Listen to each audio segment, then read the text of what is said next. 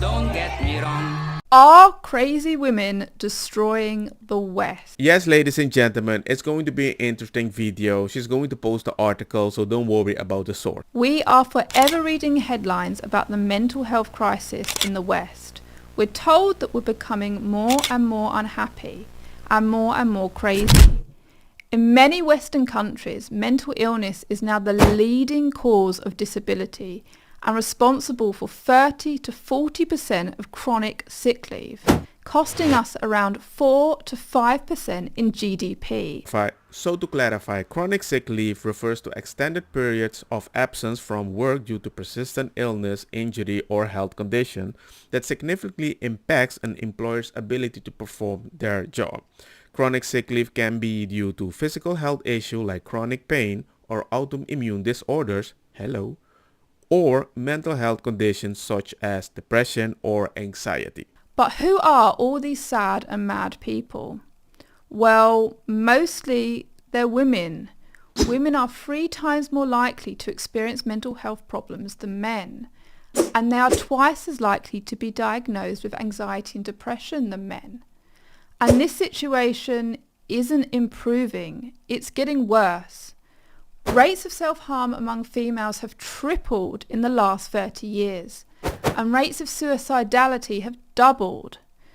But hang on, I thought we had so much more mental health awareness now. I feel like in America, it's like fashionable or trendy in a lot of women's mind to say that they have mental illnesses. And I didn't really understand it until my son came from college and said, Mom, I'm not going to date American girls because everybody either on Xanax or any psychiatric pills, everybody talk about their mental illness. Nobody thrive to be normal anymore. Everybody just ride on that crazy horse. I mean, I don't like That's so claim valid. crazy, but I'm an it's crazy. addict and I've been to rehab twice, so I don't Yeah. disrespect We're your crazy addict all the because I time. used to work with addicts. Just a second, I'm speaking. But I just think when you live and surround yourself by women that always talk about their mental illness and the pills they're taking, you're going to stay in this paradigm of loop of being psycho. But if you surround yourself by women who don't talk about their mental illness and then being a mother and have to do fans and all this bullshit, then you're going to become more normal. And these days, when you go to therapy, I'm not saying it doesn't help you, but going consistently, I do think it has a profound effect that keeps you there. The well-being industry is booming. This is the era of emotions and self-care. Aren't we all opening up about how we feel, going to therapy and working on ourselves? Well, yes, but that may be part of the problem.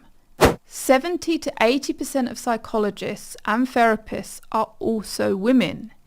Given that 1 in 3 women will take antidepressants in their lifetime, how many of these female therapists are also depressed? My wife was shocked at these numbers, but at the same time something clicked like, wait a second, I'm actually living this right now. She has like 5 best friends, 2 are on chronic sick leave, and 1 is definitely on antidepressant. So we likely have many depressed women seeking treatment from depressed women therapists, and surprisingly, women's mental health is getting worse. And it affects men too, because you keep telling men to open up. I had 3 therapists and 1 totally destroyed me in the last 3 years. Totally. She kept asking me, how do you feel? And it wasn't like I wasn't explaining myself properly, but she just kept repeating the question. And on the 3rd time, I explained something so good as if I was trying to convince her of my depression, that I supposedly had it or something, and I believed myself. Because later that therapist, after 3 sessions before I officially canceled everything with her, she started crying. What? I'm like, why are you crying?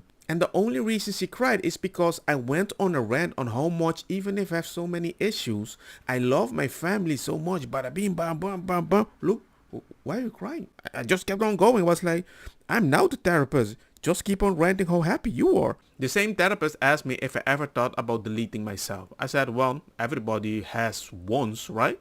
And she put me on deletion watch because they were afraid for my life. And after a few sessions, she asked me, how am I sure that you will never delete yourself? I was like, well, that would be by choice. And my son is 6 and I lost my mom when I was 6 and it wasn't my choice. That would be the most hypocritical thing I would do in my life. So why are women so mentally unwell in the first place? Well, as Jordan Peterson and others rightly point out, it's because women are temperamentally higher in trait neuroticism than men. They're more prone to negative thinking and they're more emotional. Okay, I know I'm stating the obvious. But why else? Why are they becoming more mentally unwell? And what's been happening in the Western world in, say, the last 50 years or so? Well, for a start, the amount of women in full-time work has increased by over 50%. Similarly, the amount of women who are unmarried and single over the age of 30 has increased from 18% to a whopping 54% in the last 30 years. And it is estimated that almost half of all women aged between 25 and 44 will be single by 2030. So, women are working more and they're marrying and having a family less, and they're becoming more depressed. This isn't only bad for women, it's bad for everyone. This is because all the gains made by extra productivity in the economy, of things becoming quicker, more efficient and cheaper, have been swallowed up by women entering the workplace. Now that there's two salaries, the man and the woman's, that can go towards the mortgage, all that has done is push asset prices up, which means that all the extra money earned goes on rent and mortgages, and there's no lifestyle improvement. And don't get me wrong, Don't get me wrong. I'm not saying that being single it's a bad thing. I'm just saying the solution that you're providing, and maybe might have left your partner or you need to find your own destiny, we're still in the same situation. The only difference, we're more single and more depressed, taking medication and getting advice from people that has a high probability they are depressed too. All there is just greater difficulty in raising a family and maintaining a work-life balance. Alongside this, more and more women entering the workplace has brought about freedom-destroying equal pay laws. For example, the UK's equal pay laws, covered by the Equality Act, mean that men and women receive equal pay for equal work.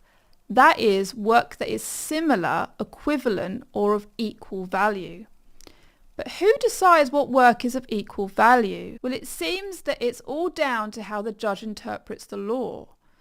So, for example, we have the shocking story of Birmingham City Council, where female dinner ladies argued that they should have been paid the same salary as dustbin men who had been earning more. The judge agreed with them, and the council had to pay out around 700 million, leaving the council bankrupt. I'll be honest, I had to Google to see what is a dustbin. I found out dustbin is just garbage stuff, so the guys I assume were working outside, lifting. It's hard work outside. And you want to compare that to dinner lady, working on the inside. I don't think that's hard work unless you think depression, kids, that's also a second job, and you can put them at the same level. I can understand that. But the whole idea that Birmingham City Council effectively declares bankruptcy after being hit by ladies and gentlemen, all this now they can't help other people because dinner lady wanted to earn the same level as the infrastructure is so backstabbing sometimes. And who's causing this depression? Not the government. We can point the finger at the dinner ladies. Or, more recently, there's been the case of retail giant Next. After a 6-year legal battle in which female shop workers argued that it was not fair that they weren't being paid as much as warehouse workers, the high street brand was ordered to pay out 30 million to equalise the pay. Oh, you know me. I have to do research. Come on, man. You're going to tell me that people in the store were complaining about people working in the warehouse. You're selling clothes in a store. Oh, my man. In their defence, Next argued that the pay for the two roles was based on market prices and to ensure the viability of the business. So we now have a situation where judges are telling employers how much they should pay their workers instead of the market deciding.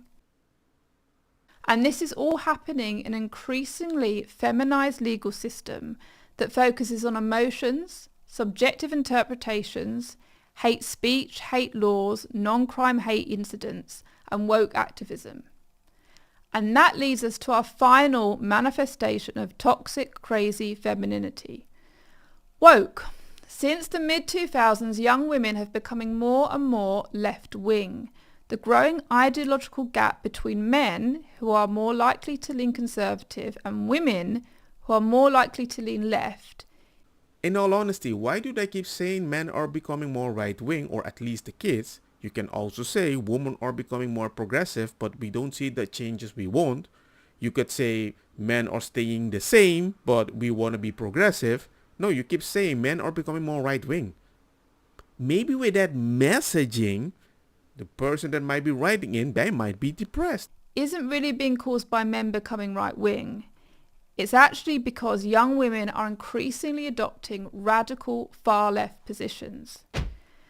Perhaps, given that more of them are entering full-time work, which they struggle with because of their mental health, woke ideas such as harm reduction, focusing on emotions, caring for victim groups, and a critique of meritocratic capitalism appeals to them. I think more that as a boy, you are taught at a very young age that you need to shut off certain things. I'm not saying it's bad, I'm just saying it's helpful in certain situations. And I don't think most girls are used to that. So, when you suddenly put them out there in a situation where they're not ready for that consistent situation, they implode. I know so many ladies right now that are imploding. They have a job and they have a kid, and I'm not saying it's the only cause. I'm just saying they don't have an escape. If men can work long hours and work their way up the hierarchy quicker than women can, it's easier to call this patriarchy rather than accepting that men and women are just different and that women cannot compete with men.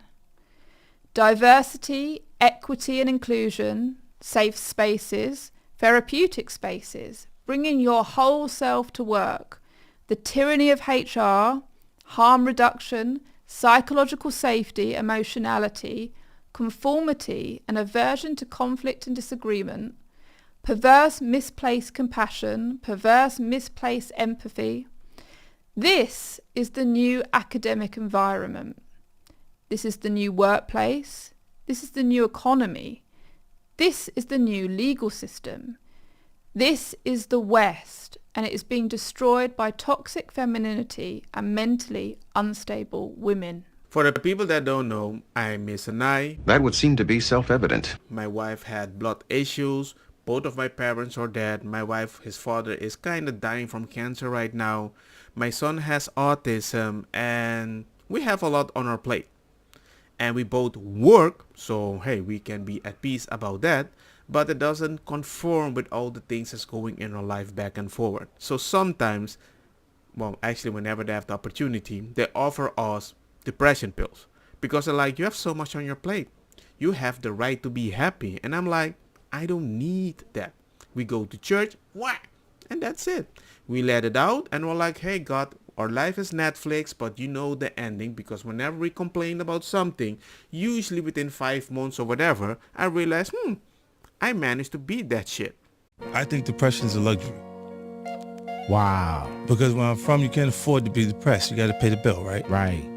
So you got to go to work. You got to get up. You got to go do what you got to do. They got people right now that's at work don't feel like being there. Mm-hmm. But they got responsibilities, so Yes, they go. sir. They feel uncomfortable while they're working, while they doing what they got to do. Why do you think I still do YouTube videos? I started getting a little depressed on sick leave for more than 3 years, but just making YouTube for you guys, and even if I don't get any money, it just made me feel good and I learned a lot of stuff. 2 in 1. Actually 3 in 1. I feel like I have a job, I entertain you guys, and I don't have depression. Don't get me wrong, makosa kita bong. Buta fire na mi blonde kush hash purple skunk criollo colombici jam jam. Dur loqueta verdeta welcome.